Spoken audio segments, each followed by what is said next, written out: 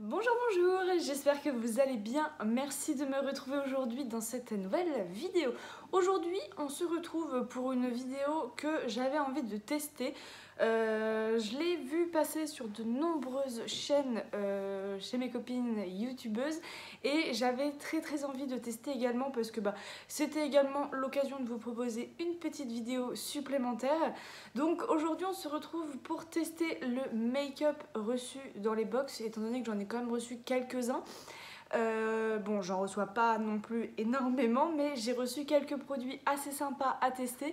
Donc je me suis dit pourquoi pas faire un mix des vieux produits que j'ai pas testés depuis très longtemps dans mes backups et de tester également les nouveautés reçues parce que je me connais, je sais que là si je range mes box en fait je vais poser le maquillage dans les box sans forcément avoir pris le temps de le tester et voilà, j'avais vraiment pas envie que ça traîne encore jusqu'à ce qu'un jour je tombe dessus et je me dise oh bah tiens j'ai pas encore testé ce mascara là alors que ça fait déjà 6 mois qu'il est chez moi.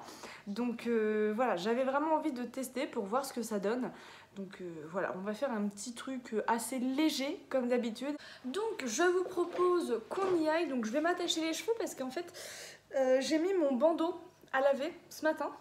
Donc il n'est pas encore du tout sec. Je pensais qu'il allait avoir un peu le temps de sécher, mais en fait pas du tout. Il est encore tout mouillé. Donc bon, hein, vous comprendrez que je ne vais pas le porter aujourd'hui. Donc c'est pas grave. En attendant, je vais m'attacher les cheveux, histoire de pas non plus m'en mettre partout. Donc j'ai appliqué mes soins habituels, hein, crème de jour, sérum et tout le tralala. Et là je vais donc appliquer une base, c'est une base de chez Sephora, c'est la Sephora Pore. Alors autant vous dire que ça fait très longtemps que je ne l'ai pas utilisée, mais ça fait également très longtemps qu'elle est dans mes tiroirs. C'est vrai que les bases, j'en ai pas énormément, j'en ai une que j'utilise assez souvent, c'est celle de chez Filorga. Sinon j'en ai aussi une de chez NYX que j'utilise de temps en temps mais moins que la Filorga. Et du coup j'ai un petit peu délaissé celle de chez Sephora.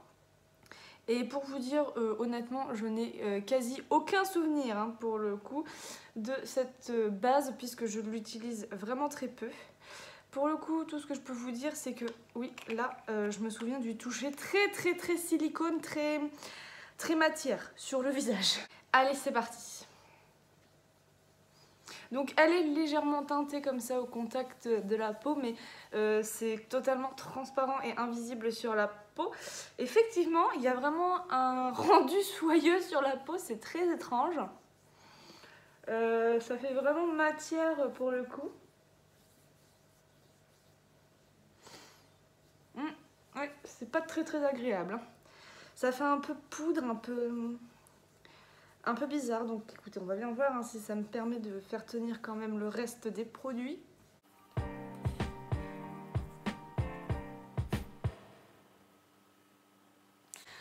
Donc voilà, la base est appliquée, on poursuit.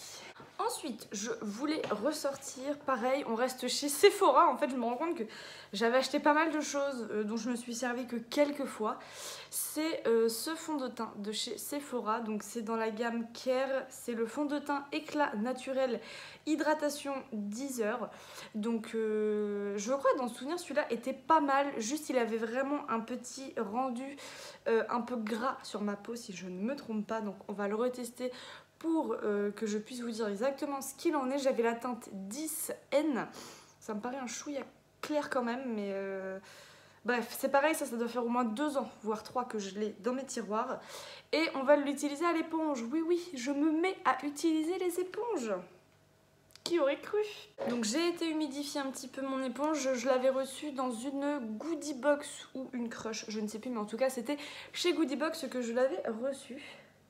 Et j'ai encore jamais essayé ce fond de teint à l'éponge, donc écoutez, on va voir ce que ça donne.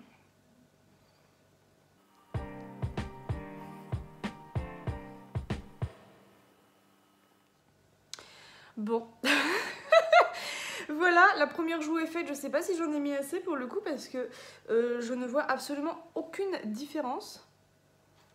On va poursuivre sur le reste du visage, je vais voir si j'en remets un petit peu par la suite parce que pour le coup ça me semble peut-être même trop léger. Ça n'a absolument rien couvert. Écoutez, je vais retester. C'est pour ça avec l'éponge, ça me donne toujours en fait cette impression de il y a rien, parce que j'ai l'impression que l'éponge vraiment absorbe tout le produit. Alors le but c'est pas non plus de vider son pot de fond de teint hein, pour s'en appliquer, mais ouais je trouve ça un peu dommage là pour le coup.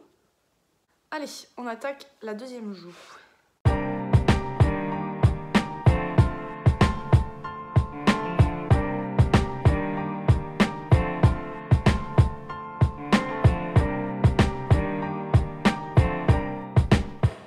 Vous voyez peut-être pas en caméra, mais moi je vois un léger rendu, hein. C'est vraiment léger pour le coup.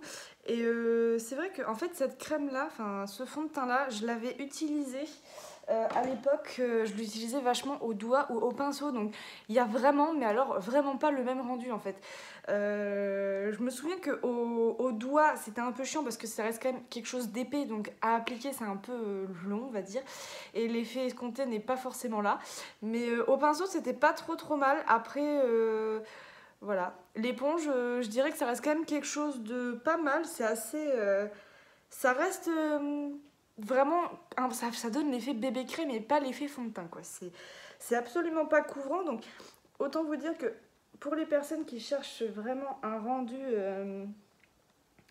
très couvrant, un rendu camouflant les imperfections et tout, c'est vraiment pas vers ce fond de teint qu'il faudra se tourner, hein. On est plutôt sur un effet bébé crème pour le coup, et c'est vrai que j'en avais pas du tout le souvenir que ça donnait vraiment un effet aussi léger que ça quoi. J'avais l'impression que c'était légèrement plus couvrant quand même, mais écoutez, pour l'instant je cherche quelque chose de discret et de naturel, je ne bouge pas de chez moi, donc voilà. Et puis c'était l'occasion de le ressortir pour le retester. Donc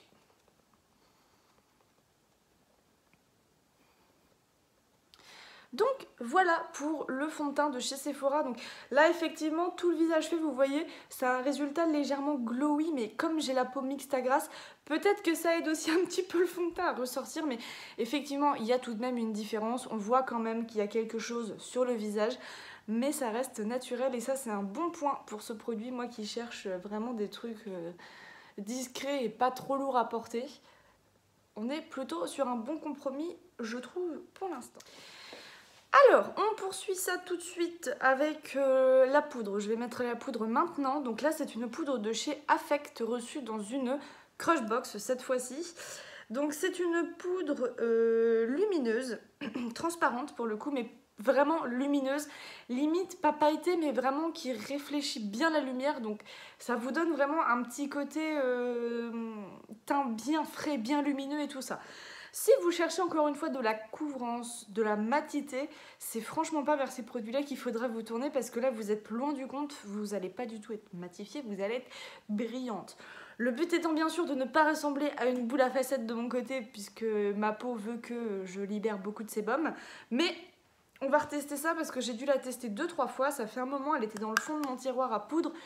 Donc je me suis dit que c'était l'occasion de retester cette petite poudre lumineuse. Je me munis de mon pinceau acheté chez Nose à 1,99 € que je trouve super beau. Je l'adore ce pinceau.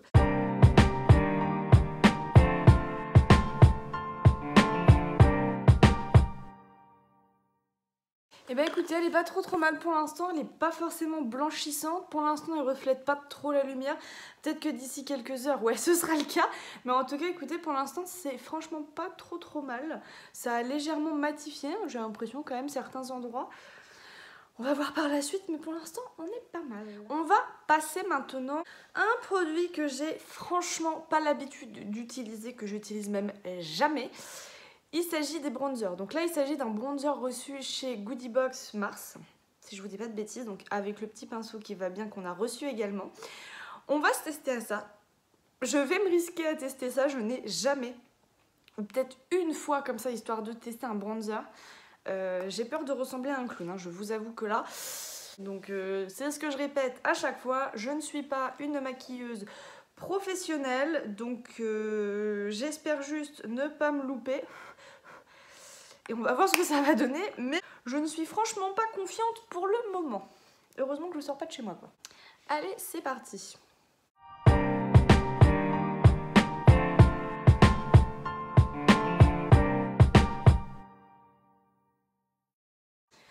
Alors, il est assez léger pour le coup. C'est pas un bronzer qui est ultra marqué.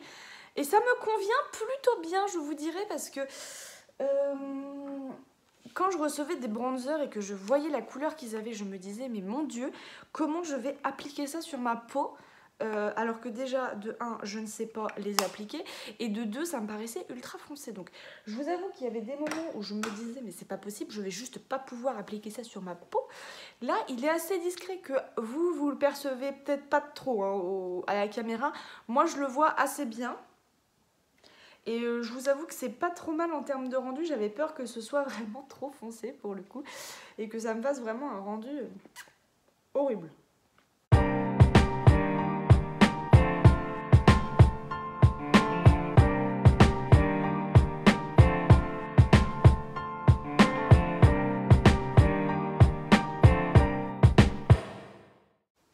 Bon, bah écoutez, ça a pas l'air trop mal.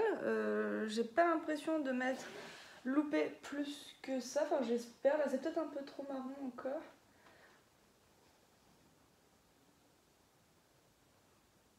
Bon, on verra bien, écoutez. Hein. De toute façon, je le dis, je ne sors pas de chez moi, donc je vais pas commencer à m'inquiéter.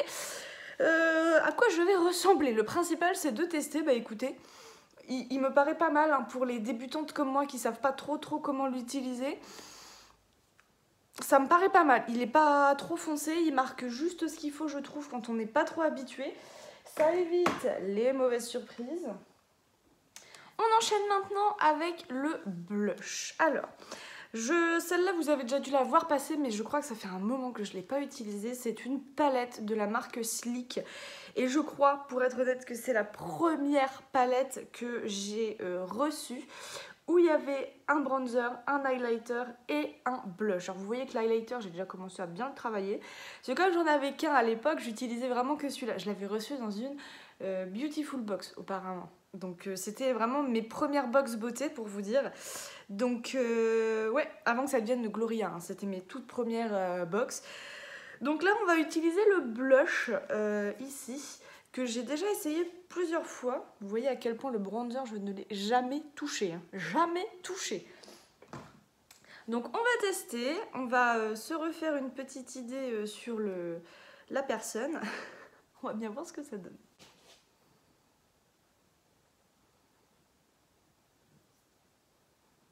Donc celui-là, il est légèrement irisé, il est légèrement pailleté. Donc attention quand vous appliquez parce que je sais que moi au tout début, quand je commençais à l'utiliser, sur le pinceau, vous voyez, il n'y a pas beaucoup de matière. Et en fait, une fois que vous l'appliquez, vous devenez rouge écarlate et en plus ça brillait. Donc autant vous dire que, bon, on a connu mieux dans l'histoire du maquillage, quoi.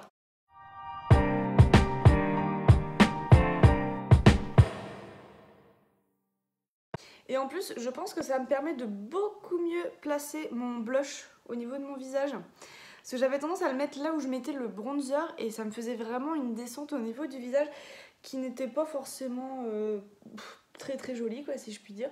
Donc là, ça me permet peut-être de le replacer un petit peu. Et ça m'a l'air pas trop mal pour l'instant. On ne s'arrête pas en si bon chemin, on continue avec un highlighter qui, pour le coup, comme je vous disais, que je n'ai jamais testé, que j'ai reçu au mois de décembre. Je l'ai rangé dans mes tiroirs à maquillage et je ne l'ai jamais ressorti. Il s'agit de l'illuminateur de chez Pelab qu'on avait reçu dans la box du mois de décembre. C'est un illuminateur liquide et pour le coup, je ne l'ai jamais, je crois, essayé. Du moins, j'en ai vraiment aucun souvenir. Donc depuis décembre, si je commence à oublier ce que j'ai testé, voilà. Mais en tout cas, j'ai hâte de le tester parce qu'il a une petite couleur très discrète qui, ma foi, m'a l'air tout à fait sympa. Vous voyez, c'est assez clair quand même. Bon, moi, faut pas que ça me marque non plus trop le visage. Donc, on va essayer juste très léger, histoire d'accentuer là au-dessus.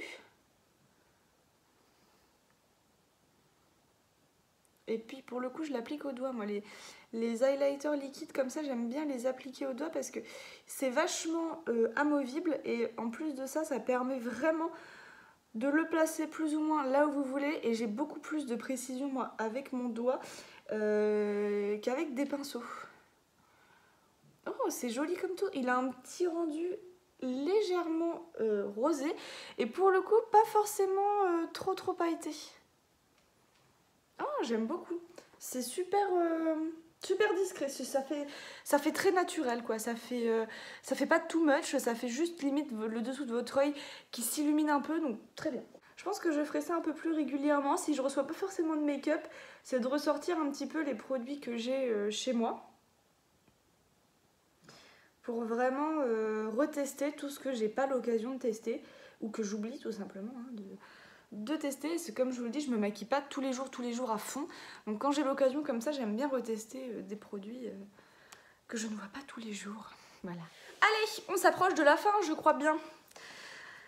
On va s'attaquer aux yeux, donc là je vais tester le duo fard à paupières, donc ça c'est enfin un produit qu'on a reçu dans les box de mars, c'est le duo fard à paupières de chez Prescription Lab et comme je vous avais dit j'avais reçu moi déjà mais l'autre teinte, donc j'avais choisi celle-ci et voilà comment sont les deux teintes. Vous avez une teinte vraiment prune et vous avez une teinte vraiment claire.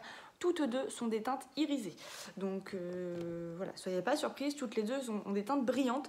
Donc pour le coup, comme j'ai un maquillage un peu léger, je vais me tenter sur le Deep Plump, celui-là. Je ne vais mettre que ça, je vais l'appliquer au doigt sur mes yeux, juste pour donner un petit coup, pas d'arc, mais un peu plus d'intensité, on va dire, au niveau des yeux. Et voilà, donc on va tester ça et c'est parti. De toute façon, je les connais déjà et je sais qu'ils sont très bien parce qu'ils sont très... Ça reste des pigments assez légers mais ça brille vachement, ça reflète vachement la lumière. Donc pour le coup, ils sont vraiment, vraiment très jolis. Donc vous voyez, on est vraiment sur une couleur prune, hein, une couleur un peu plus prononcée. Et on va se tester à ça aujourd'hui. Let's go!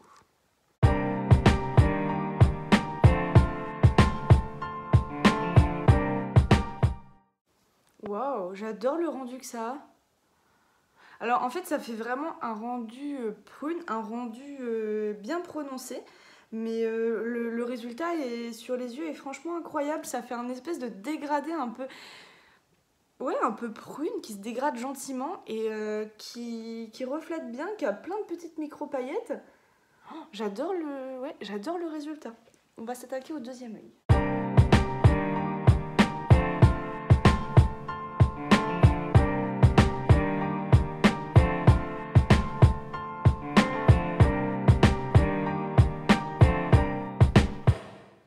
Donc voilà, les deux yeux sont faits, ça a été rapide et efficace. Bon, par contre c'est vrai que pour le coup ça contraste vachement avec mes yeux clairs, donc on voit vraiment quelque chose là sur mes yeux pour le coup.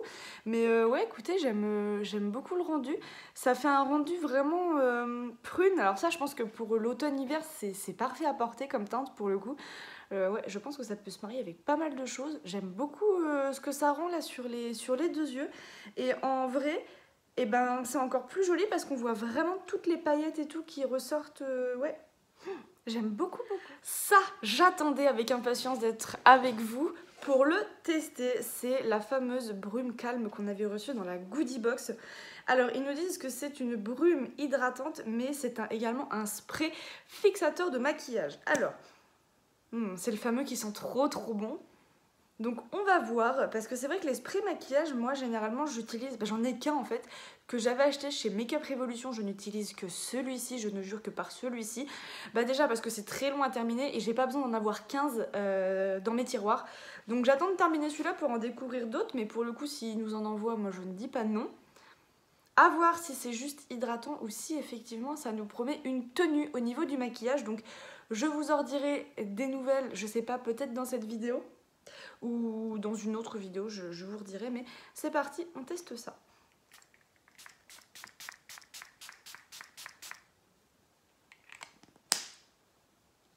Il a vraiment une odeur de coco qui est super légère, mais qui se marie tellement bien au fait de se brumer ça sur le visage. Brumer, je viens d'inventer un mot, je sais même pas si ça existe, mais l'odeur est franchement très agréable. Bon, écoutez, je crois que là on va attaquer la dernière phase du maquillage. Ça va être le mascara. Donc on va se coller au petit mascara Blushed de chez Blissim, reçu au mois de mars. Alors c'est un mascara soin, un mascara soin, pardon. Donc je ne sais pas trop à quoi m'attendre, étant donné que par exemple celui de chez Pomponne, c'était un mascara soin mais pour le coup qui n'avait aucune matière, c'est-à-dire que c'était essentiellement du soin, donc on ne voyait pas de différence sur les cils. J'espère honnêtement que celui-ci va nous promettre quelque chose d'autre. Donc on va tester, on va voir et j'espère que ça va quand même allonger un petit peu les cils ou déposer du moins quelque chose dessus. Let's go!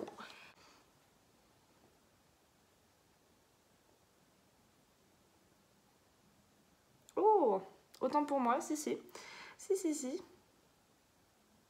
Alors, c'est léger, hein, faut pas s'attendre à un mascara type le Bac d'Alban de chez Benefit ou je ne sais quoi. Ça reste quand même très léger, mais on voit tout de même quelque chose, on voit une légère différence.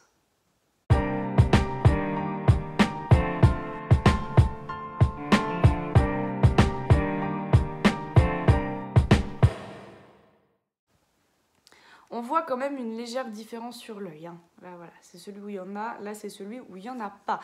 Ça reste léger, c'est ce que je dis. Mais moi, de base, en fait, le souci non. Comme j'ai déjà de base, en fait, les cils qui sont assez longs, peu importe le mascara que je mets, on verra, en fait, une légère différence. Enfin, c'est-à-dire que si le mascara est juste teinté, que je mets juste du mascara sur mes cils vont devenir beaucoup plus noirs que de l'autre côté. Et en fait, ça va pas forcément...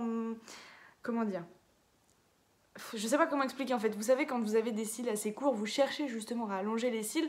Mais moi, j'ai les cils déjà longs de base. Donc, j'ai pas forcément besoin de ce côté allongé, défini et tout ça. Juste une teinte noire pour bien redéfinir tous les cils. Et c'est bon. Mais voilà, j'ai cet avantage en fait d'avoir les cils de base déjà longs et j'ai pas forcément besoin d'allonger plus qu'ils ne le sont. Vous voyez là déjà on le voit bien parce qu'ils sont bien teintés noirs.